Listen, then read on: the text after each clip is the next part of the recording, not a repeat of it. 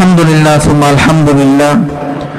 অসংখ্য অগণিত শুকরিয়া আদায় করছি সেই মহিয়ান গরিয়ান সর্বশক্তিমান আল্লাহ রাব্বুল ইজ্জত ওয়াল জালালের দরবারে, যিনি অত্যন্ত মহব্বত করে আর ভালোবেসে আমাদেরকে সুস্থ রেখে সাপ্তাহিক ঈদের দিন জুমার দিন আমাদেরকে আল্লাহর ঘরে আসার বসার, কোরআন ও হাদিস থেকে দিনী কিছু কথা শোনার সুযোগ করে দিয়েছেন।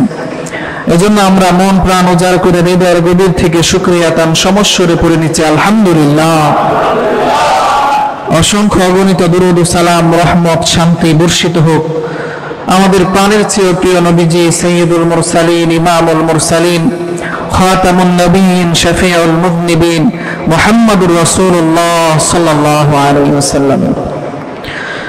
মুহতারাম হাজিরিন, আজকে খুব গুরুত্বপূর্ণ একটি বিষয় নিয়ে আলোচনা করব, এজন্য খুব মনোযোগ দিয়ে শুনবেন। পৃথিবীর মধ্যে নেক সুরতে শয়তানের ধোঁকা, বাজে সুরতে শয়তান এসে আপনাকে কখনো ধোঁকা দিবে না। শয়তান ধোঁকা দিবে নেক সুরতে। কি সুরতে? নেক সুরতে। একজন হুজুরকে ধোঁকা দিতে গেলে হুজুর সেজে আসতে হবে, ঠিক কিনা বলেন? ব্যবসায়ীকে ধোঁকা দিতে চাইলে ব্যবসায়ী সেজে আসতে হবে।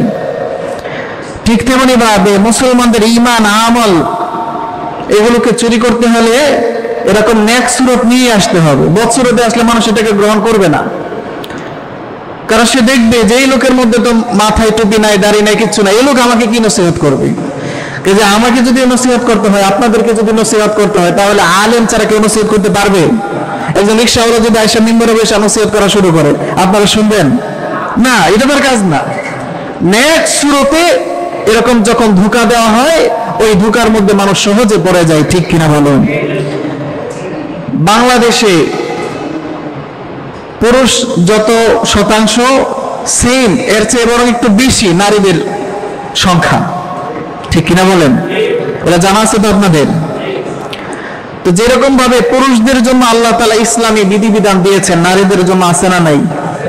নাকি নারীরা কোরআন হাদিসের বাহিরে? না, বরঞ্চ পুরুষদের চেয়ে নারীরা ইবাদতের ক্ষেত্রে আরো বেশি এগিয়ে থাকে অনেক ক্ষেত্রে, ঠিক কিনা বলেন? তো ইহুদি খ্রিস্টানদের চক্রান্ত সবসময় নারী কেন্দ্রিক, পুরুষ কেন্দ্রিক আছে, কিন্তু নারী কেন্দ্রিক চক্রান্ত তাদের সবচেয়ে বেশি। কারণ ঘরের মা, ঘরের বোন, ঘরের মেয়ে, ঘরের মহিলাটা যদি বাজে হয়ে যায়, অসভ্য হয়ে যায়, চরিত্রহীনা হয়ে যায়, ওই সমাজটাকে নষ্ট করতে বিন্দু পরিমাণ সময় লাগবে না, ঠিক কিনা বলেন?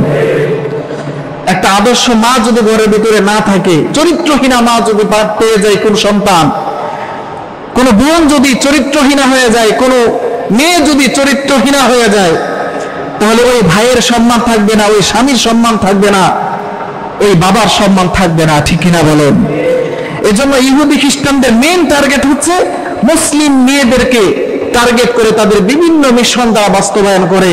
কারণ মুসলিম মেয়েদেরকে যদি বিভিন্ন প্রলোভন দেখিয়ে ঘরের ওই অন্ধকার প্রকোষ্ঠ থেকে তাদের নিরাপত্তার জায়গা থেকে বের করে রাস্তায় নিয়ে আসা যায়, তাহলে মুসলিম নারীদেরকে বুক করা তাদের জন্য সহজ হয়ে যাবে, ঠিক কিনা বলেন? আমার ভাইরা, জিনুকের ভিতরে লুকায়িত মুক্তা, এটা জিনুকের ভিতরে থাকলেই এটার দাম। সে যদি জিনুকের ভিতরে না থেকে মনে করে যে না সাগরের পারে পড়ে থাকবো, এটার যেই ক্ষমতা, এটার যে উজ্জ্বলতা, এগুলো তার মধ্যে কি থাকবে? থাকবে না, এটা মুক্তাই হবে না, এটা পাথর হয়ে যাবে।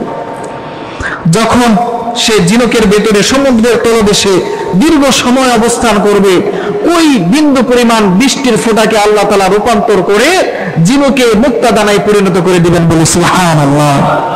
আমাদের মা, আমাদের বোন, আমাদের স্ত্রী, আমাদের মেয়েরা আমাদের কাছে জিনুকের মতো, মুক্তার মতো দামি, ঠিক কিনা বলেন? আমার ভাইরা, আমার এই বোনকে, আমার মেয়েকে, আমার স্ত্রীকে ইহুদি খ্রিস্টানরা যদি চক্রান্ত করে রাস্তায় নামাতে চায়, তাদের চরিত্র লুণ্ঠন করতে চায়, তাদের দেহকে ভোগ করতে চায়, বাংলার কোন মুসলমান তাওহীদি জনতা ঘরে বসে থাকবে কি? আরো জোরে বলেন, থাকবে কি? শক্ত হাতে প্রতিহত করতে হবে, ঠিক কিনা বলেন?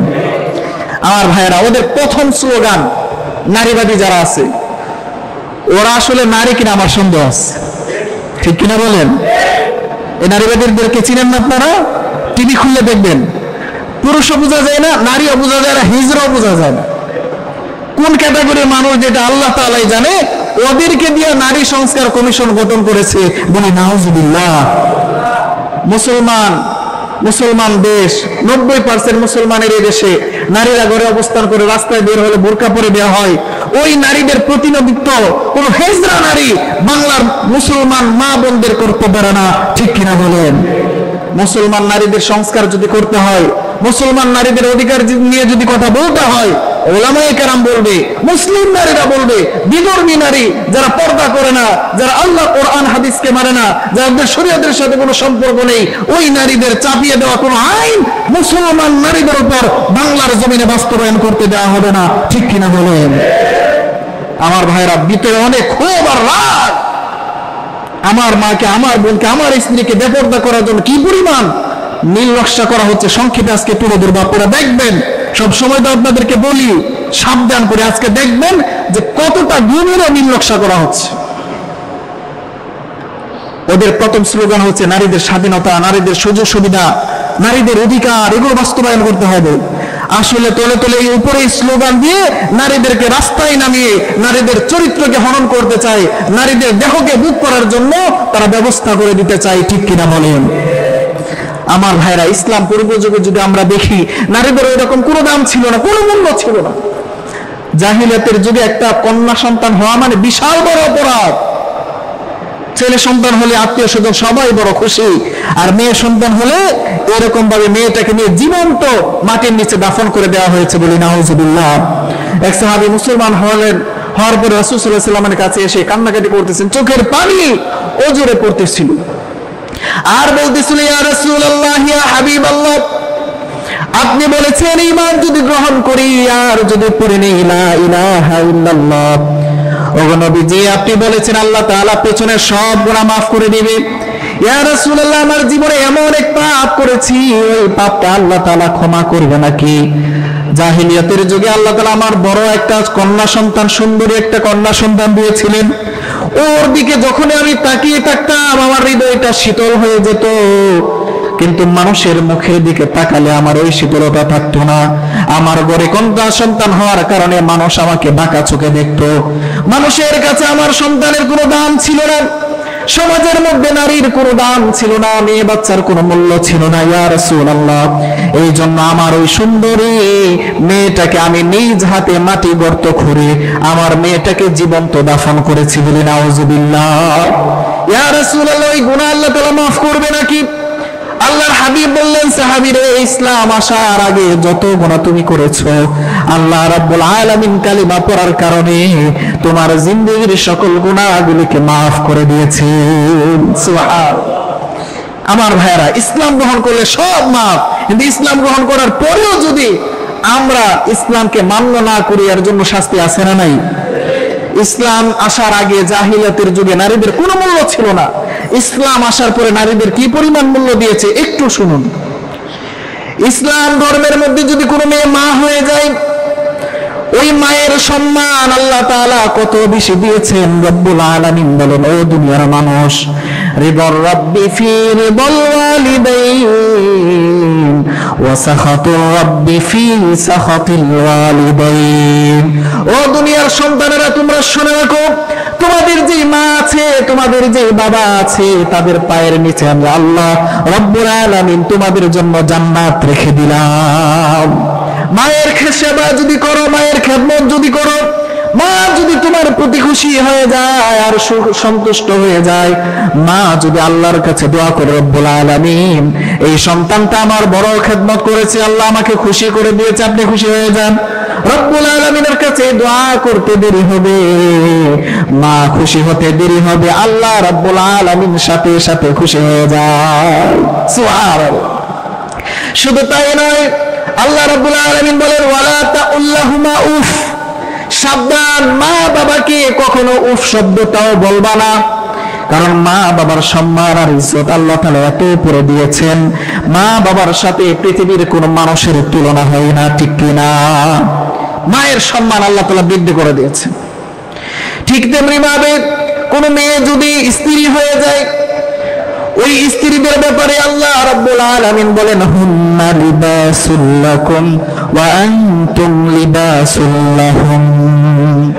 আল্লাহ রাব্বুল আলামিন বলছেন তোমাদের স্ত্রী যারা আছে তারা হলো তোমাদের পোশাকের মতো। নিজের দেহটাকে, নিজের পোশাক পরিচ্ছদকে আমরা যতটা পছন্দ করি তার চেয়ে হাজার গুণ একজন পুরুষ তার স্ত্রীকে পছন্দ করে, ঠিক কিনা? স্ত্রী হিসাবে আল্লাহ তাআলা মেয়ের সম্মান বাড়িয়ে দিয়েছেন, কন্যা হিসাবে আল্লাহ তাআলা সম্মান বাড়িয়ে দিয়েছেন।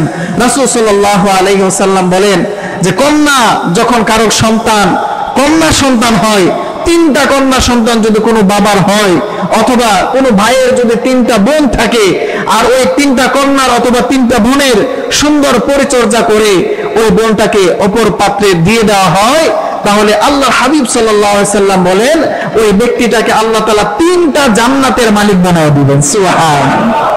তাহলে কন্যা সন্তান হলে লাভ না লস? আরো জোরে বলেন। এই লাভের শেষ নেই।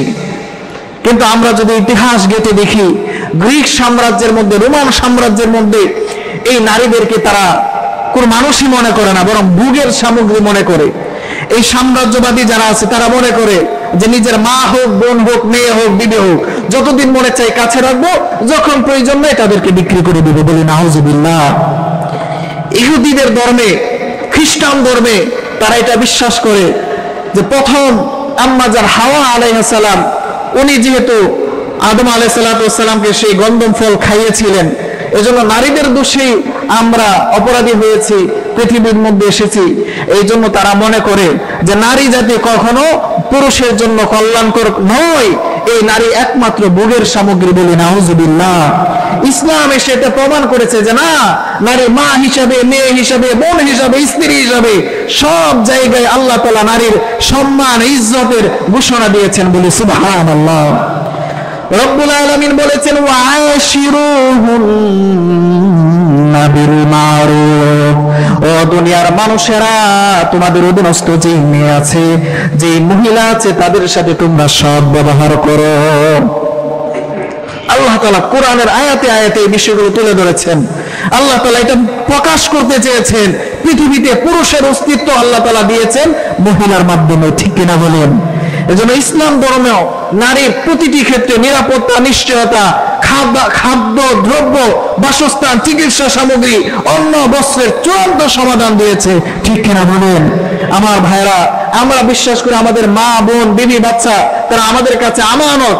আমরা সমাজে কষ্ট করব, খেতে খেতে চাকরি বাকরি করে আমরা রোদে পুড়ে আয় উপার্জন করবো, আর ঘরে বসে আমাদের মেয়ে, আমাদের স্ত্রী, আমাদের মা, আমাদের বোনেরা রাজরানীর মতো তারা নিজেদের জীবনকে উপভোগ করবে, ঠিক কিনা বলেন? কিন্তু তাদেরকে যদি বলা হয় যে না, তুমি কেন ঘরের ভিতরে থাকবা, তোমারও তো বিশ্বটাকে ঘুরে দেখার দরকার আছে। আসলে কি বিশ্ব ঘুরাইতে চায়, নাকি আমার বোনকে পর্দার ভিতর থেকে বের করে তারা পরপুরুষের মনোব দৃষ্টির শিকার বানাতে চায়, ঠিক কিনা বলে? আমার ভাইরা, ইসলাম নারীর চূড়ান্ত স্বাধীনতা দিয়েছে, চূড়ান্ত নিরাপত্তা দিয়েছে। কিন্তু বর্তমান বাংলাদেশে 24-এর এই অভ্যুত্থানের পরে আমরা যেটা কল্পনাও করি নাই, আগের সরকারের আমলে ইসলাম বিরোধী অনেক কাজ হয়েছে, আলেম ওলামাদের উপর দমন নিপীড়ন হয়েছে, মিথ্যা মামলা হয়েছে। কিন্তু এই ইউনূস সরকারের আমলে এসে নারীবাদীরা আমাদের মা বোনদেরকে নিয়ে এতটা চক্রান্ত করতে পারবে, এটা আমরা কখনো কল্পনা করি নাই, ঠিক কিনা বলেন? আমার ভাইরা, কি চক্রান্ত করেছে আপনাদের মনে প্রশ্ন জাগতে পারে। আপনারা অনেকেই জেনেছেন বর্তমান সরকার ক্ষমতায় আসার পরে 12টি সংস্কার কমিশন করেছে। কয়টি?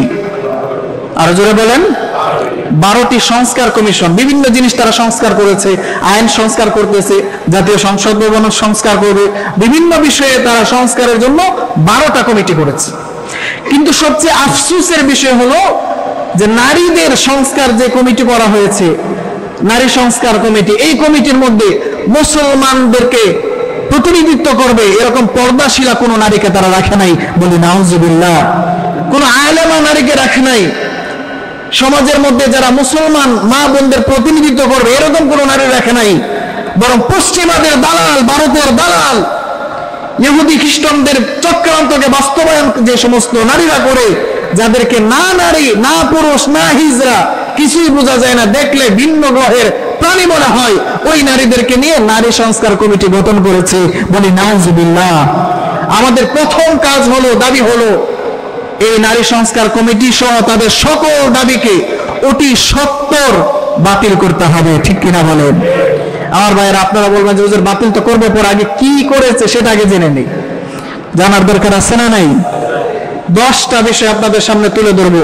ওরা প্রায় 318টা পৃষ্ঠা ব্যাপী একটা সংস্কার পত্র তারা পেশ করেছে গত 19শে এপ্রিল শনিবারে। সেখানে ইসলাম বিরোধী কি কি বিষয় তারা করেছে সেগুলো সংক্ষেপে আপনাদের সামনে তুলে ধরবো। এই বিষয় উলামায়ে কেরাম আপনাদেরকে সতর্ক করার দাবি রাখে, কারণ যদি সতর্ক না হন তাহলে আপনি আজকে দেখবেন আমার বোন ঘরের ভেতরে আছে, আমার স্ত্রী ঘরের ভেতরে আছে, এমন যুগ আসবে, এমন আইন হবে, ঘরের ভেতরে থাইকা আমার স্ত্রী আমার সাথে রাত্রে ঘুমাবে, সকালবেলায় বলবে এই স্বামী আমাকে দর্শন করেছে। নাউজুবিল্লাহ বলবেন না? আপনার স্ত্রী যদি আপনার বিরুদ্ধে আদালতে মামলা করে যে এই স্বামী রাত্রিবেলা আমাকে ধর্ষণ করেছে, বলেন তো স্বামী স্ত্রী যদি একসাথে থাকে এটা কি ধর্ষণ হয় না ভালোবাসার আদান প্রদান হয়? ভালোবাসা বিনিময় হয়। এটা আল্লাহ তাআলা বৈধ করে দিয়েছেন। এই জিনিসটাকেও আইন করে ধর্ষণের মধ্যে নিয়ে যেতেছে, বলি নাউজুবিল্লাহ। আরো আইন আছে, একটা একটা করে আপনাদের সামনে তুলে ধরবো। অনেকগুলো বিষয়, 318 পৃষ্ঠা ব্যাপী তারা এই প্রতিবেদন জমা দিয়েছে, পুরোটাকে বাতিল করতে হবে, এটা আমাদের দাবি। 1 নম্বরে তারা ইসলাম বিরোধী কি করেছে আমি তুলে ধরছি। 1 নম্বর, নারী সংস্কার কমিশনের প্রতিবেদনের 11তম অধ্যায়ের 11.3.1 এর ক অনুচ্ছেদে বলা হয়েছে, নারীদের সম্পত্তির সমান উত্তরাধিকার নিশ্চিত করতে মুসলিম ও হিন্দু উত্তরাধিকার আইন সংশোধন করা জরুরি। উল্লেখিত অনুচ্ছেদে সম্পত্তিতে সমান অধিকার বিষয়টি সরাসরি কোরআনের সাথে সাংঘর্ষিক। সকলে বলে নাউজুবিল্লাহ। এই যে অনুচ্ছেদের কথা বলা হলো, এখানে ওরা এই দাবিটা তুলেছে, এই নারী সংস্কার কমিটি, যে মুসলিম নারী মুসলিম পুরুষ তাদেরকে সমান উত্তরাধিকার পেতে নিশ্চয়তা দিতে হবে, বলি নাউজুবিল্লাহ। এটা ডাইরেক্টলি কোরআনের সাথে সাংঘর্ষিক। কিসের সাথে? কোরআন বিরোধী আইন। এটা ডাইরেক্ট কোরআন বিরোধী আইন, কোরআনের সাথে হাদিসের সাথে। কোরআন বিরোধী, হাদিস বিরোধী, ইসলাম বিরোধী কোন আইন বাংলার জমিনে আর মুসলমান বরদাস্ত করবে না, ঠিক কিনা বলেন? আমার ভাইরা, আল্লাহ তাআলা কি বিধান দিয়েছেন একটু শুনেন।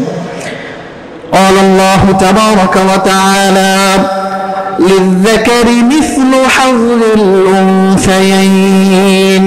আল্লাহ রাব্বুল আলামিন বলছেন, ও দুনিয়ার মুসলমানরা শোনো, আমি আল্লাহ তাআলা দুইজন নারী যেই সম্পত্তি পাবে, একজন পুরুষকে সেই সমপরিমাণ সম্পত্তি আমি আল্লাহর মালিক বানিয়ে দিলাম। মানে দুইজন বোন যতটুকু অংশ পাবে, একটা ভাই ততটুকু অংশ পাবে, মানে একটু বেশি। অর্থাৎ বাবা মারা যাওয়ার সময় উদাহরণস্বরূপ আপনারা মনে করেন 30% জমি রেখে গেছে, তাহলে ইসলামী কোরআনী আইন অনুযায়ী ভাই পাবে 20%। কয় শতাংশ? কারণ 3 ভাগের 2 ভাগ। আর বোন পাবে, 2 বোন পাবে কয় শতাংশ? 10%। অর্থাৎ 3টা ভাগ করার পরে 2 ভাগ পাবে ভাই আর 1 ভাগ পাবে 2 বোন। বিষয়টা বুঝে আসছে আপনাদের? অর্থাৎ 2 বোন মিলে যেটা পাবে সেটা ভাই পাবে, এইভাবে ভাগ করা হবে। এখন যদি আমি বলি যে না, বোনেরা ভাইদের সমান অংশ পাবে, এরকম কথা যদি বলি, তাহলে কোরআনের সাথে সাংঘর্ষিক হলো কি হলো না? এবার আপনাদের কাছে একটা প্রশ্ন জাগতে পারে যে হুজুর, তাহলে ভাই বোন ওদেরকে কম বেশি করার কি দরকার? ভাই যতটুকু পাবে, ভাই যদি 1 লক্ষ টাকা পায়, একজন বোন আছে সেও 1 লক্ষ টাকা পেয়ে যাবে। বুঝে আসে নাই? এরকম যদি আপনাদের মনে হয় যে ভাই পাবে 1 লক্ষ টাকা, বোনও পাবে 1 লক্ষ টাকা, ধরেন একজন বোন আছে, একজন ভাই আছে, বাবা রেখে গেছে 3 লক্ষ টাকা, তাহলে ভাই পাবে 2 লক্ষ টাকা, বোন পাবে কয় লক্ষ? 1 লক্ষ টাকা। আপনি যদি বলেন যে না, বোন একজন ভাই একজন, বোন মেয়ে হলে সে পিছিয়ে থাকবে কেন? বোন পাবে 1.5 লক্ষ টাকা, ভাই পাবে 1.5 লক্ষ টাকা, সমান অধিকার। আপনাদের দৃষ্টিতে মনে হতে পারে এটা সমান অধিকার, আসলে এটা তখন সমান অধিকার থাকবে না, তখন সেটা পুরুষের উপর জুলুম হয়ে যাবে, ঠিক কিনা বলেন? কিভাবে জুলুম হবে? যে ভাইটা 1.5 লক্ষ টাকা পেয়েছে, তার উপরে আল্লাহ তাআলা আরো কি কি দায়িত্ব দিয়েছেন একটু দেখেন। আল্লাহ তাআলা ওই পুরুষটার উপরে স্ত্রীর দায়িত্ব দিয়েছেন, ওই পুরুষটার উপরে মেয়ের দায়িত্ব দিয়েছেন, ওই পুরুষের উপরে আল্লাহ তাআলা মায়ের দায়িত্ব দিয়েছেন। কারণ বাবার অনুপস্থিতিতে মায়ের দায়িত্ব কার উপরে? ছেলের উপরে না মেয়ের উপরে? ছেলের উপরে। তাহলে ওই ভাইটা সে তো মায়ের ছেলে, মার দায়িত্ব ভাইয়ের উপরে চলে আসবে, তার সন্তান সন্ততি আছে, পরিবার বর্গ আছে, ভরণ পোষণ আছে, খাবার দাবার আছে। পক্ষান্তরে ওই যে বোনটা বিয়ের আগ পর্যন্ত ওই বোনের ভরণ পোষণও ভাইয়ের উপরে। তাহলে মাঝখানে বোন যে ইসলামী আইন অনুযায়ী 1 লক্ষ টাকা পেল, এর মধ্যে তার কোন খরচ আছে? এটা তো পুরোটাই তার কাছে এরকম স্টক হয়ে থাকবে, জমা হয়ে থাকবে, কোনো খরচ নাই। এই বোনটা যখন বিয়ের পরে আবার স্বামীর কাছে যাবে, স্বামীর কাছে যাওয়ার পরে ওই মেয়েটার ভরণ পোষণের দায়িত্ব আল্লাহ তাআলা স্বামীর উপরে দিয়ে দিয়েছেন, বলি সুবহানাল্লাহ। তাহলে ভাইয়ের কাছ থেকে যে 1 লক্ষ টাকা পেয়েছিল ওইটাকে স্বামীর উপরে খরচ করতে হয় নাকি স্বামীর দায়িত্ব আল্লাহ তাআলা দিয়ে দিয়েছেন যে এই মেয়েটার দায়িত্ব সে এখন থেকে সে আদায় করবে? ঠিক কিনা বলুন? তাহলে কেমন যেন 1 লক্ষ টাকা পেয়ে ওই মেয়েটা জিতে গিয়েছে, কারণ তার কোনো ধরনের দায়িত্ব নাই। পক্ষান্তরে যেই ছেলেটা বোনের কাছ থেকে সম অধিকারের ইসলামী আইন অনুযায়ী 2 লক্ষ টাকাই পেল, পক্ষান্তরে তার এই 2 লক্ষ টাকা তার হাতে থাকবে না, তারও বোন আছে, তার মেয়ে আছে, স্ত্রী আছে, মা আছে, তাদের উপর খরচ করতে গিয়ে দেখা যাবে যে তার দিন শেষে ওই 2 লক্ষ টাকার কিছুই থাকবে না। ঠিক কিনা বলেন? তারপরে আল্লাহ তাআলা নারীদেরকে 1 লক্ষ টাকার মালিক বানিয়ে এটাই প্রমাণ করেছেন আল্লাহ তাআলা নারীদেরকে সম অধিকার নয়, বরং নারীর কোনো খরচ না থাকা সত্ত্বেও আল্লাহ তাআলা নারীকে 3 ভাগের 1 ভাগ দিয়ে প্রমাণ করেছেন যে আল্লাহ তাআলা নারীদেরকে হারতে দেন নাই, বরং নারীদেরকে জিতিয়ে দিয়েছেন, বলে সুবহানাল্লাহ। বলেন তো এই আইন আল্লাহ তাআলা যেটা করেছেন যে 3 লক্ষ টাকা হলে বোন পাবে 1 লক্ষ, ভাই পাবে 2 লক্ষ, এর দ্বারা কি বোনের উপর জুলুম করা হয়েছে? নারীবাদীরা বলে যে না, এই 1 লক্ষ টাকাই চলবে না, ভাই যদি পায় 1.5 লক্ষ, বোনকেও দিতে হবে 1.5 লক্ষ। বলি নাউজুবিল্লাহ। ডাইরেক্ট এটা কোরআনের সাথে সাংঘর্ষিক। এই অনুচ্ছেদ, এই আইন তারা পাস করার জন্য এরকম ভাবে আবেদন করেছে, সম্পূর্ণ কোরআন বিরোধী।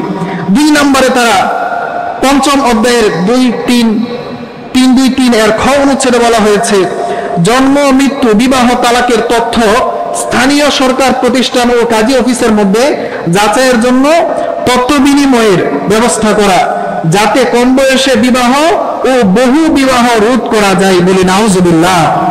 এখানে বহু বিবাহ রোধ অংশটি ডাইরেক্ট কোরআন এবং সুন্নাহের সাথে বিরোধী। বলি নাউজুবিল্লাহ। বহু বিবাহ মানে একের অধিক বিবাহ। একের অধিক বিবাহ করা ইসলামে জায়েজ আছে না নাই? এত আস্তে বলতেছেন, আছে না নাই? আল্লাহ তাআলা নিজে বলেছেন, কি বলেছেন?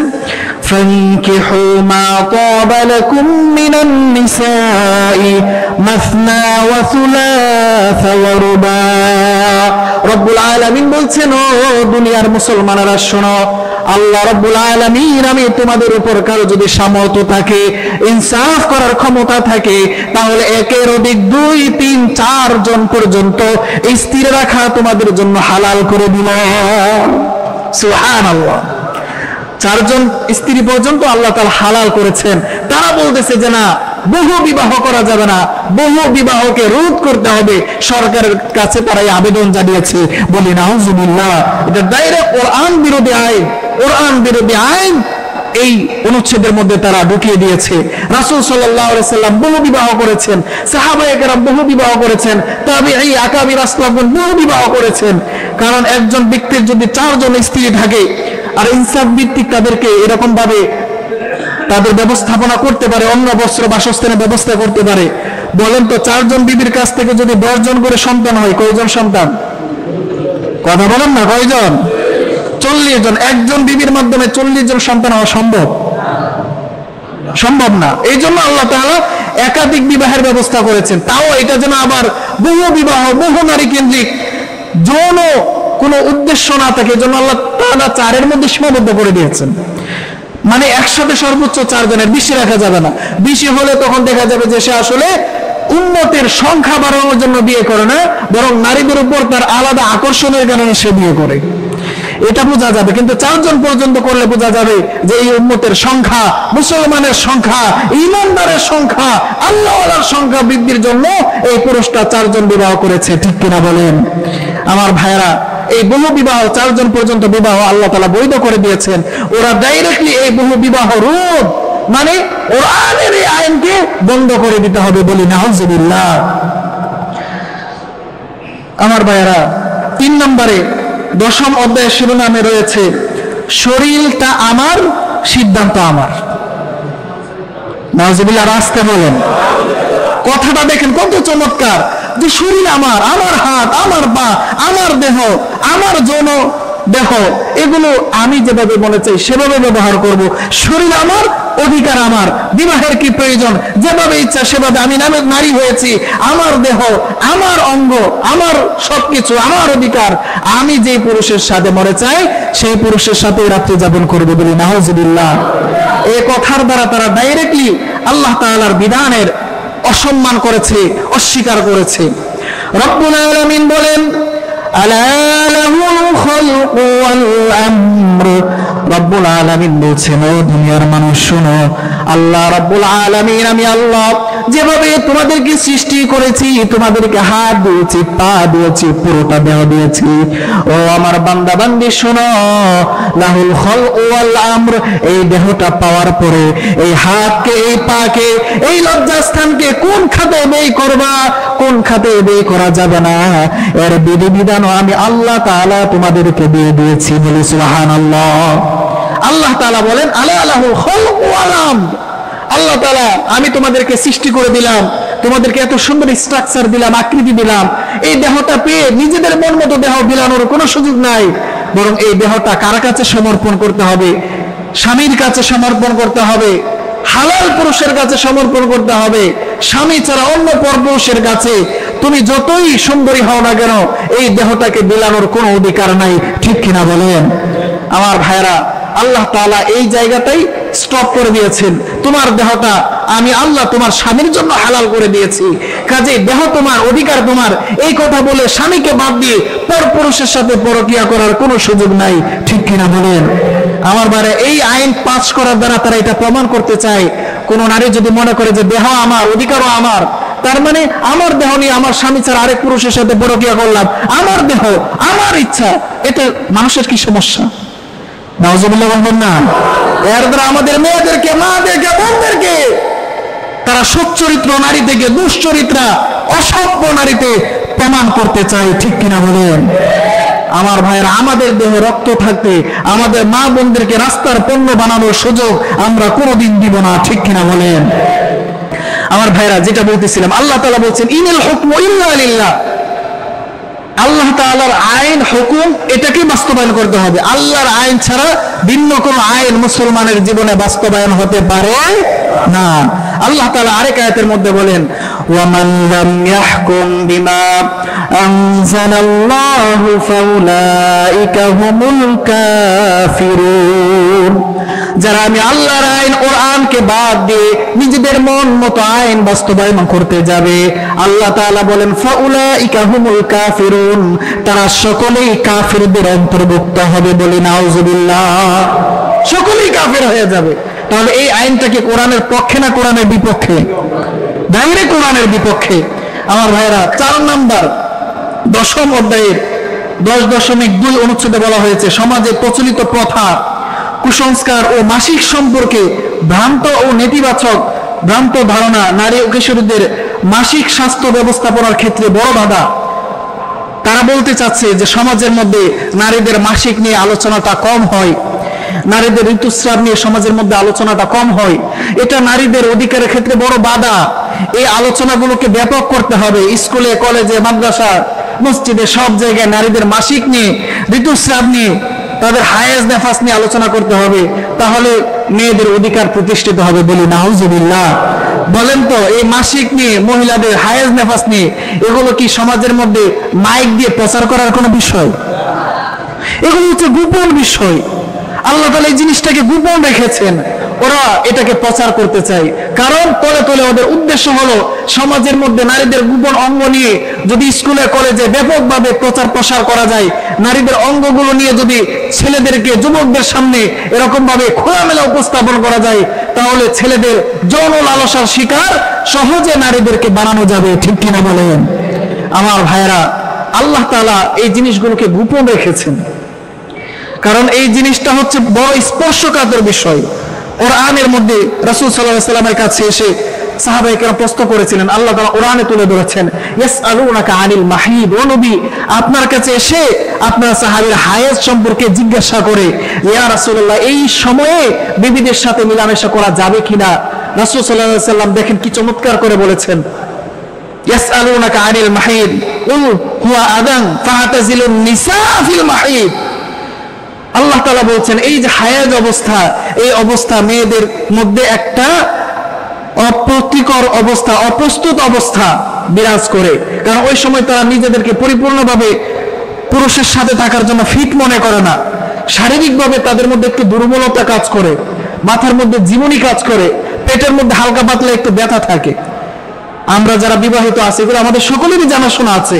এখন এই বিষয়গুলো আল্লাহ তাআলা বলছেন এগুলো হচ্ছে নারীদের একটা সাময়িক অসুস্থতা। এই অসুস্থতার সময় তাদেরকে সম্মান করতে হবে, সাবধান, তাদের সাথে রাত্রি যাপন করে মেলামেশা করে তাদেরকে কষ্ট দিতে যাবা না, ওই সময়টা তোমরা বিরত থাকবে।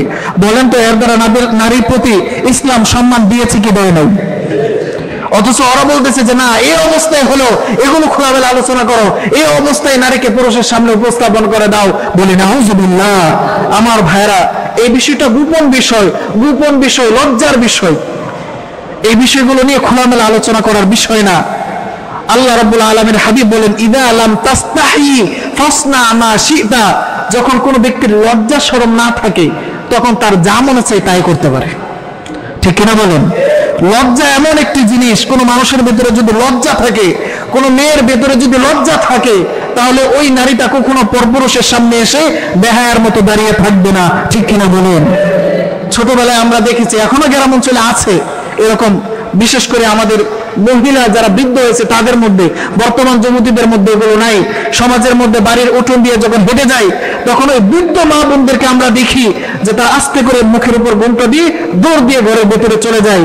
কিন্তু যুবতী যে বোনগুলো আছে, মেয়েগুলো আছে, আমাদের চোখের সামনে স্পষ্ট, আমি নিজে সাক্ষী, হুজুর যদি পাশ দিয়ে হেঁটে যায় সে হুজুরকে রাস্তা তো দেয় না, বরং মনে করে যে হুজুর রাস্তার পাশ দিয়ে ঘেঁষে ঘেঁষে যাবে, আমি রাস্তার সামনে বুক ফুলিয়ে যাব। এরকম মনোভাব আমাদের মেয়েদের মধ্যে এই নারীবাদীরা ঢুকিয়ে দিয়েছে। ঠিক কিনা বলেন? আমার ভাইরা, নারীরা হচ্ছে লজ্জাশীলা, তারা তাদের শরীরকে ঢেকে রাখবে, পর্দার সাথে থাকবে, সম্মানী জিনিস দেখে শুনে রাখবে, কিন্তু তাদেরকে রাস্তায় বের করে তাদের সকল লজ্জা শরমকে তারা দূরে ঠেলে দিচ্ছে। ঠিক কিনা বলেন? আমার ভাইরা, তারপরের যে অনুচ্ছেদ 5 নম্বর 4th অধ্যায়ের 4.1 অনুচ্ছেদে বলা হয়েছে, নারী ও শিশু সংক্রান্ত নীতি প্রণয়ন ও বাস্তবায়নের সহায়তা করে এটি নারীর অধিকার রক্ষা ও জেন্ডার সমতা নিশ্চিত করতে নীতিমালা প্রণয়ন, বাস্তবায়ন, পর্যবেক্ষণ এবং পরামর্শ প্রদান করতে হবে। এখানে জেন্ডারের কথা বলা হয়েছে। আমরা এখানে যারা উপস্থিত আছি, বলেন তো আমরা কি পুরুষ না মহিলা? আরো জোরে বলতে হবে, পুরুষ না মহিলা? কোনো সন্দেহ আছে? কোন হিজড়া আছে এখানে? আমরা সকলেই পুরুষ। আর আমাদের বিবি যারা আছে, আমাদের বোন যারা আছে, আমাদের মেয়ে যারা আছে, তারা কি মহিলা? আরো জোরে বলেন, তারা কি? এই যে নারী এবং পুরুষ দুইটা ক্যাটাগরিতে আল্লাহ তাআলা মানুষকে ভাগ করেছেন। আরেকটা ক্যাটাগরি আছে, সেটা হচ্ছে খুনসা। আরবিতে বলা হয় খুনসা, বাংলাতে বলা হয় হিজড়া। মানুষের মধ্যে আল্লাহ তাআলা 3টা ক্যাটাগরি দিয়েছেন। এর বাহিরে আর কোন ক্যাটাগরি আছে? এখন এই নারীবাদীরা 5 নম্বর যে বিষয়টা আমরা তুলে ধরবো সেটা হচ্ছে, তারা বলতেছে জেন্ডার সমতা নিশ্চিত করতে হবে। মানে আমি পুরুষ আছি, আজকে আমার মনে হলো যে না, পুরুষ হয়ে আমার ভালো লাগে না, আমি নারী হলে ভালো হতো।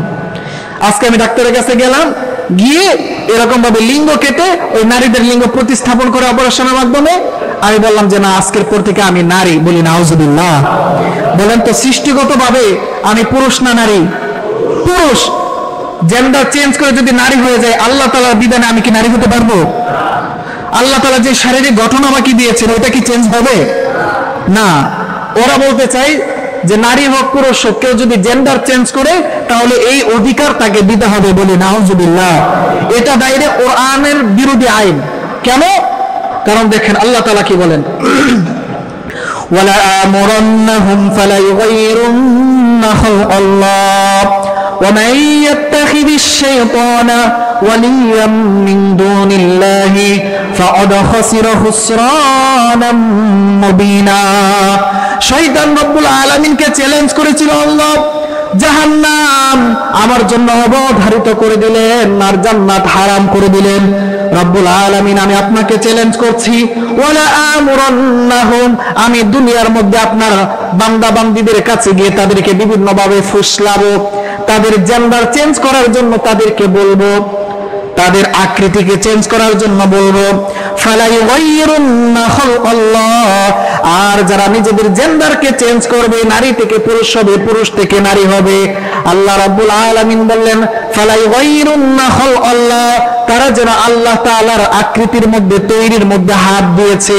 ওয়া মাইয়াত্তাখিদিশ শাইতানা ওয়ালিয়াম মিন দুনিল্লাহ যারা আমি আল্লাহর বিধানকে বাদ দিয়ে শয়তানের ওই আহ্বানে সাড়া দেবে ফাআদ খাসিরা খুসরানাম মুবিনা অবশ্যই তারা বিশাল ক্ষতির সম্মুখীন হয়ে যাবে তাহলে এটা শয়তানের ওপেন চ্যালেঞ্জ আল্লাহ তাআলার কাছে যে আল্লাহ মানুষকে এরকম ভাবে নারী থেকে পুরুষ পুরুষ থেকে নারী বানাবো আমি আল্লাহ তাআলা বলছেন যারা শয়তানের আহ্বানে সাড়া দিবে তারা ক্ষতিগ্রস্ত এই নারীবাদীরা এই সংস্কারের নামে তারা বলতে যাচ্ছে যে কোন নারী যদি পুরুষ হয় পুরুষ যদি নারী হয় এই আইন এই অধিকার রাষ্ট্রীয়ভাবে ওই নারীকে দিতে হবে ওই পুরুষকে দিতে হবে বলে নাউজুবিল্লাহ রাসূলুল্লাহ সাল্লাল্লাহু আলাইহি ওয়াসাল্লাম বলেন লানাল্লাহুল মুতাশাব্বিহিনা মিনার রিজাল বিন নিসা আল্লাহর পয়গম্বর বলেন কোন পুরুষ যদি পুরুষ থাকা অবস্থায় নারীদের শাড়ি পরে নারীদের মতো কপালে টিপ দেয় এরকম কাপুরুষ সমাজে আছে না নাই নারীদের মতো কপালে টিপ দেয় টিপ টানতে হয়েছে না কিছুদিন আগে আপনাদের অনেকের মনে থাকার কথা একজন পুলিশ কনস্টেবল তার চাকরি চলে গেছে এই টিপ নিয়ে কথা বলার কারণে পরবর্তী দেখলাম এই সোশ্যাল মিডিয়া চলে বিভিন্ন অভিনেতারা নিজেদের কপালের মধ্যে বড় বড় করে টিপ দেওয়া শুরু করছে মনে আছে আপনাদের অনেকেরই হয়তো মনে আছে তো রাসূল সাল্লাল্লাহু আলাইহি ওয়াসাল্লাম বলেন কোন পুরুষ যদি নারীদের শাড়ি পরে টিপ দেয় নারীদের পোশাক অলংকার নিজেদের গায়ে দেয় অথবা কোনো নারী যদি এরকম ভাবে পুরুষদের শার্ট প্যান্ট জিন্সের প্যান্ট এগুলো পরে পুরুষদের মতো এরকম ভাবে স্টাইল করে রাস্তার মধ্যে বুক ফুলিয়ে চলে রাসূল সাল্লাল্লাহু আলাইহি ওয়াসাল্লাম বলেন লানাল্লাহ ওই নারীর উপর ওই পুরুষের উপর আল্লাহ তাআলা লানত বলে নাউজুবিল্লাহ অথচ তারা এটাকে বাস্তবায়ন করতে চাচ্ছে আমার ভাইরা 6 নম্বরে সংক্ষেপে আমি শেষ করে দিচ্ছি 6ষ্ঠ অধ্যায়ের 6.3.1 এর ক অনুচ্ছেদে বলা হয়েছে বিবাহ বিচ্ছেদ স্ত্রী ও সন্তানের ভরণ পোষণ দেনমোহর উত্তরাধিকার অভিভাবকত্ব ও নাগরিকত্ব আইনে নারী ও পুরুষের সমান অধিকার নিশ্চিত করা তথা ইসলামী আইনে থাকা নারী ও পুরুষের মধ্যকার যে বৈষম্য আল্লাহ তাআলা দিয়েছেন ওইটাকে দূর করতে যাচ্ছে বলে নাউজুবিল্লাহ বলেন তো নারী পুরুষের মধ্যে শারীরিকভাবে পার্থক্য আছে না নাই পুরুষ যেই শক্ত ওজনের জিনিসটা মাথার মধ্যে বোঝা করে নিয়ে যেতে পারবে নারী পারবে পুরুষ সকালবেলায় কাদের মধ্যে লাঙল নিয়ে মাঠে যায় সারা দিন রোদে পুড়ে বৃষ্টিতে ভিজে কাজ করে বিকেল বেলায় বাড়িতে ফিরে কোন নারী পারবে না আল্লাহ তাআলা ওইভাবে তাকে ওই শক্তি সামর্থ্য দেয় নাই নারীদেরকে আল্লাহ তাআলা তৈরি করেছেন ঘরের ভিতরে আবদ্ধ থাকবে সন্তান সন্ততির খোঁজ খবর নেবে স্বামীর মালের হেফাজত করবে আর স্বামী সারা দিন খেতে পাত্তরে কাজ করে অফিস করে চাকরি করে রিকশা চালিয়ে ভ্যান চালিয়ে রোদে পুড়ে বৃষ্টিতে ভিজে কাজ করে যেই টাকা পাবে যেই খাদ্য পাবে সেটা এনে স্ত্রীর কাছে দিবে স্ত্রী ঘরের ভেতরে থেকে রাজরানীর মতো বসবাস করবে ঠিক কিনা বলেন অথচ ওরা বলতে চায় যে না পুরুষ যেটা করবে নারী ওইটা করবে সমান অধিকার এই সমান অধিকারের তালে নারীদেরকে ঘরের ভিতরে রাখতে চায় না বাইরে বের করে পুরুষের পণ্য বানাতে চাই ঠিক কিনা বলেন আমার ভাইরা আল্লাহ তাআলা কি বলেন দেখেন الرجال قوامون على النساء بما فضل الله بعضهم على بعض রব্বুল আলামিন বলছেন ও দুনিয়ার পুরুষ তোমরা যারা আছো ফাদ্দালাল্লাহু বা'দাহুম আলা বা'দ সমাজের পুরুষ যারা আছে তোমরা নারীদের জন্য অভিভাবক যেরকম ভাবে একজন বাবা তার মেয়ের অভিভাবক একজন স্বামী তার স্ত্রীর অভিভাবক একজন ভাই তার বোনের অভিভাবক নাকি স্ত্রী স্বামীর অভিভাবক কি বলেন ভাইয়ের অভিভাবক কি বোন কি পারবে অভিভাবকত্ব রক্ষা করতে স্ত্রী পারবে স্বামীর ভরণ পোষণ দিতে পুরো পৃথিবীর নিজাম চেঞ্জ হয়ে যাবে। কারণ আজকে যদি বলা হয় যে না, স্বামীরা ঘরের ভিতরে থাকবে আর মহিলারা রিক্সা চালাবে, ভ্যান চালাবে, চাকরি করবে, অফিস আদালত করবে, মেয়েদের পক্ষে সম্ভব হবে? পুরো পৃথিবীর নিজাম চেঞ্জ হয়ে যাবে, গন্ডগোল লেগে যাবে। আল্লাহ তাআলা এই জন্য বলেছেন যে পুরুষ যারা, তারা অভিভাবক, তারা দায়িত্ব গ্রহণ করবে আর মহিলারা ওই দায়িত্ব মেনে চলবে, তাহলে সমাজ সুন্দর থাকবে, রাষ্ট্র সুন্দর থাকবে, সামাজিকতা সুন্দর থাকবে, সমাজের শৃঙ্খলা ঠিক থাকবে। বলি সুবহানাল্লাহ। ওরা এই জিনিসটাকে চেঞ্জ করে দিতে যাচ্ছে যে না, নারী পুরুষ সমান অধিকার। তৃতীয় অধ্যায়ের 7 নম্বরে 3.2.2.1.4 এর খ অনুচ্ছেদে বলা হয়েছে, শিশু দত্তক গ্রহণ সংস্কার করে আইনি দত্তক গ্রহণ বিষয়ক একটি স্বতন্ত্র আইন প্রণয়ন করা, যা শিশুটিকে দত্তক পরিবারে অন্তর্ভুক্ত হিসেবে স্বীকৃতি দিতে হবে এবং পূর্ণ উত্তরাধিকার প্রদান করবে এবং শিশুটিকে গর্ভজাত সন্তানের মতো একই আইনের সুবিধা প্রদান করতে হবে। বলি নাউজুবিল্লাহ। আপনার সন্তান নাই অথবা সন্তান আছে, তারপর আপনি একটা সন্তানকে দত্তক নিছেন। অনেকে দত্তক নেয় না সমাজে। দত্তক নেওয়ার পরে ওরা বলতেছে যে দত্তক নেওয়ার পরে এই পালক সন্তানটাকে কি করতে হবে, নিজের ছেলের মতো ওই পালক ছেলেটাকেও অধিকার দিতে হবে। নিজের ছেলে যেরকম আপনাকে বাবা রাখতে পারে, ওই পালক ছেলেটাও আপনাকে বাবা রাখবে। নিজের ছেলে যেরকম বাবার সম্পত্তির মালিক হবে, উত্তরাধিকার হিসাবে ওয়ারিস হবে, ওই পালক পুত্রটাও ওয়ারিস হবে। রক্তের সম্পর্ক যেরকম, পালক পুত্রের সম্পর্ক ওই রকম করতে হবে। বলি নাউজুবিল্লাহ। এটা ডাইরেক্ট কোরআন বিরোধী আইন। আল্লাহ তাআলা কি বলেন দেখেন, ওয়ামা জাআলা আদঈয়াকুম আবনাআকুম যালিকুম কওলুকুম বিআফওয়াহিকুম ওয়াল্লাহু ইয়াকুলুল হাক্কা ওয়া হুয়া ইয়াহদিস সাবিল। রব্বুল আলামিন বলছেন, দুনিয়ার মধ্যে কোন মানুষ যদি কোনো সন্তানকে দত্তক নেয়, দত্তক নেওয়ার পরে ওই সন্তানটাকে নিজের সন্তান দাবি করার কোনো সুযোগ নাই, কারণ ওই সন্তানের সাথে আমার রক্তের সম্পর্ক নাই। ঠিক কিনা বলেন? রক্তের সম্পর্ক আছে কি? ডাইরেক্ট কোরআনে আল্লাহ তাআলা বলেছেন ওই সন্তানকে ভরণ পোষণ দিবে, লালন পালন করবে, ঠিক আছে, ওই সন্তান আমার আপন সন্তান হবে না। ডাইরেক্ট কোরআনের আইন। ওরা খুঁজে খুঁজে কোরআনের আইনের বিরোধিতা করেছে। বলি নাউজুবিল্লাহ। 8 নম্বরে 3য় অধ্যায়ের 3.2.3.1.1 এর ঘ অনুচ্ছেদে বলা হয়েছে, বহু বিবাহ প্রথা বিলুপ্ত করতে হবে। এখানে বহু বিবাহ নিষেধের কথা বলে সরাসরি কোরআনের বিরোধিতা করা হয়েছে, যেটা পেছনে বললাম যে দেখেন বহু বিবাহকে রোধ করার জন্য ওদের কত প্রচেষ্টা, কিন্তু বহু প্রেম নিষেধ করার কোন পরিকল্পনা তাদের নাই। ঠিক কিনা বলুন? বহু প্রেম সমাজের মধ্যে আছে না নাই? একটা ছেলে যদি 10টা 20টা 30টা 50টা প্রেম করতে পারে, ওর ফ্রেন্ড যারা আছে বলে যে ওই আসল পুরুষ। নাউজুবিল্লাহ বলবেন না? এই নিয়ে এই নারীবাদীদের কোনো মাথা ব্যথা নাই। বিবাহের আগে অবৈধ সম্পর্ক করে নারীর পেটে বাচ্চা দিয়ে পুরুষ পালিয়ে গেছে।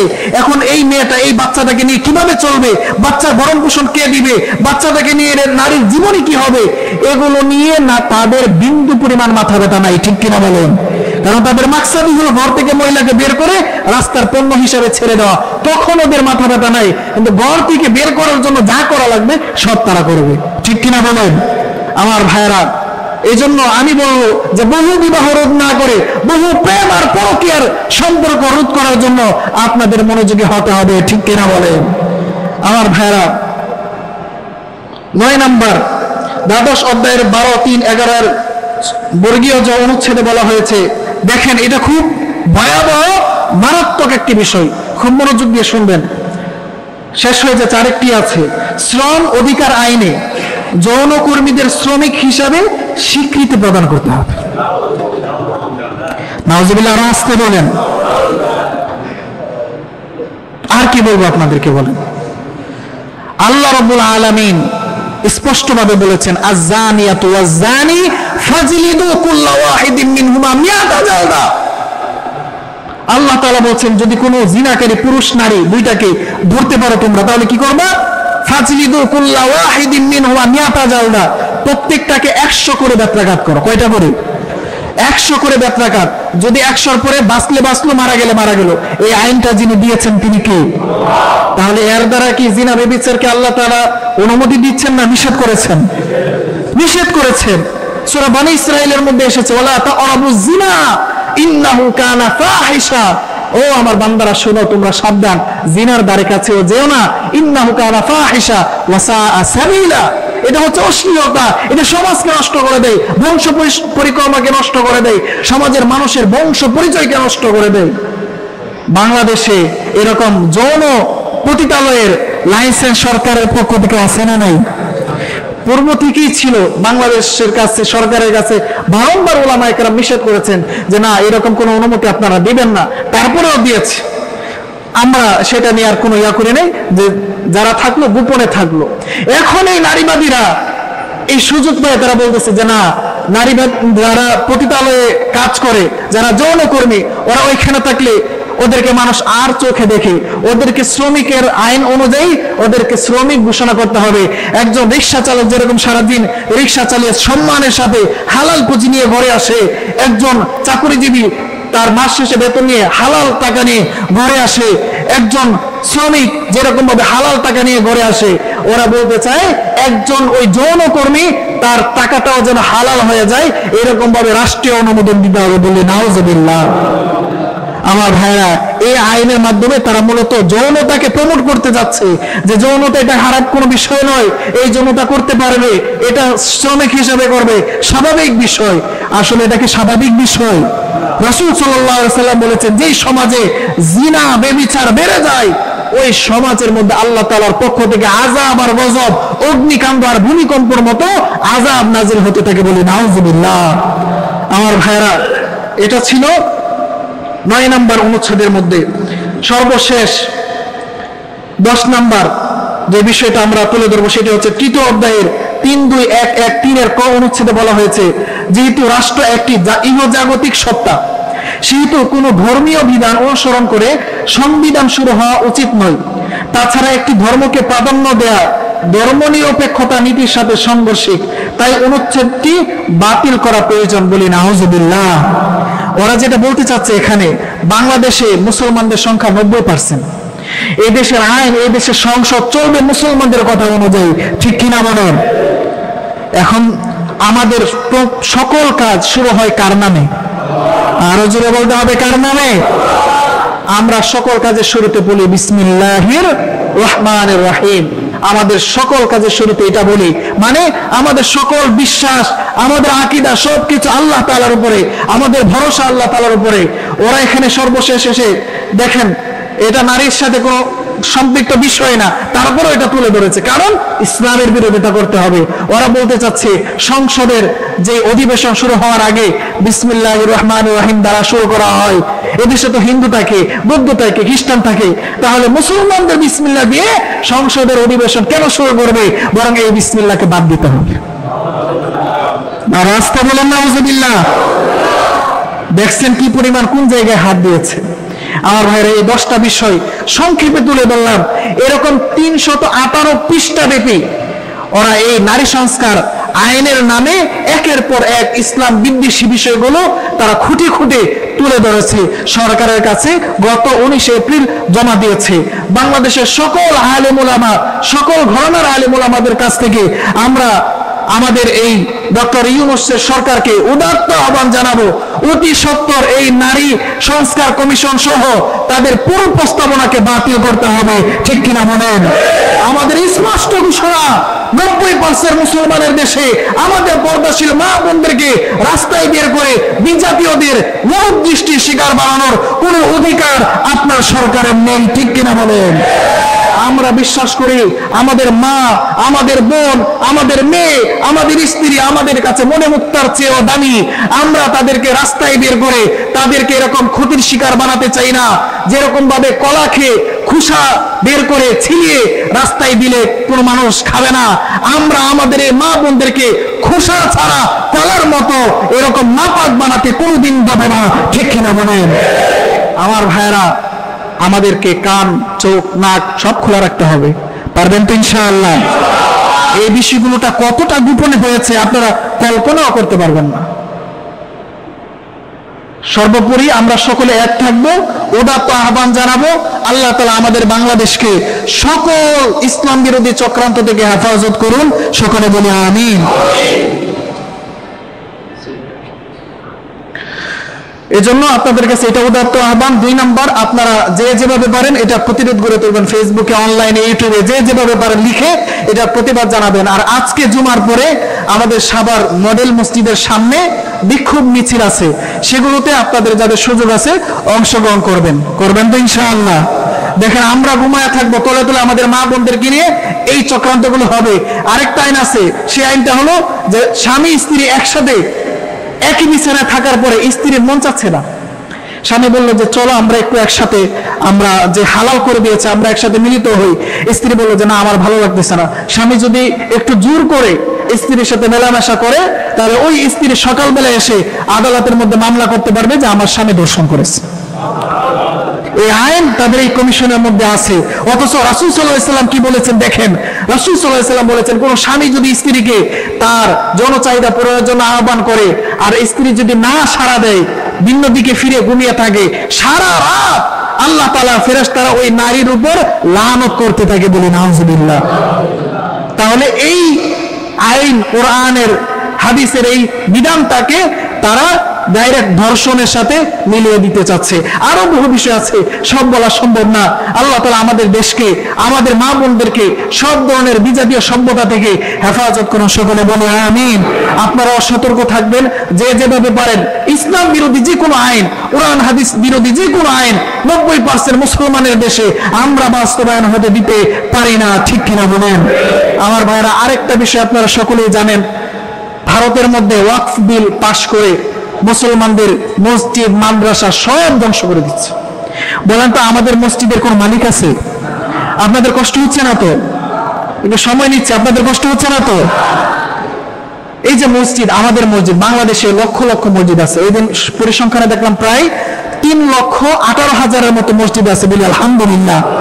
বাংলাদেশে সবচেয়ে মসজিদ বেশি। এখন বলেন তো এই মসজিদগুলোর কি ব্যক্তিগত কোনো মালিক আছে না? এটা ওয়াকফ করা, মসজিদটা আল্লাহর ঘর হিসাবে ওয়াকফ করা আছে। এরকম ভারতের মধ্যে, পুরো বিশ্বের মধ্যে ভারতের সবচেয়ে বেশি জমি ইসলামের জন্য ওয়াকফ করা আছে, মসজিদের জন্য, মাদ্রাসার জন্য, ইসলামী বিভিন্ন মারকাজের জন্য। এই ওয়াকফ বিল যেটা আগে ছিল এটাকে বাতিল করে ওরা বলছে যে ওয়াকফকৃত যত জায়গা আছে এগুলো রাষ্ট্রীয় সম্পদ। যার কারণে রাষ্ট্রীয় সম্পদ হিসাবে ওরা একটা মাদ্রাসা দেখলো যে না, এই মাদ্রাসার জায়গায় আমাদের একটা মন্দির করা দরকার, ওদের একটা স্কুল করা দরকার, আস্তে করে গিয়ে মাদ্রাসা ভেঙে দিবে। আপনি কিছুই বলতে পারবেন না, কারণ ওই ওয়াকফের আইন করে নিজেদের হাতে পুরো কন্ট্রোল ওরা নিয়ে নিছে। যার কারণে এই পর্যন্ত যে সংবাদ আসছে আমাদের হাতে, প্রায় 250-র মতো মসজিদ মাদ্রাসা ওরা অলরেডি ভারতে ভেঙে ফেলেছে। নাউজুবিল্লাহ বলবেন না? এগুলোর আমরা তীব্র নিন্দা জানাই।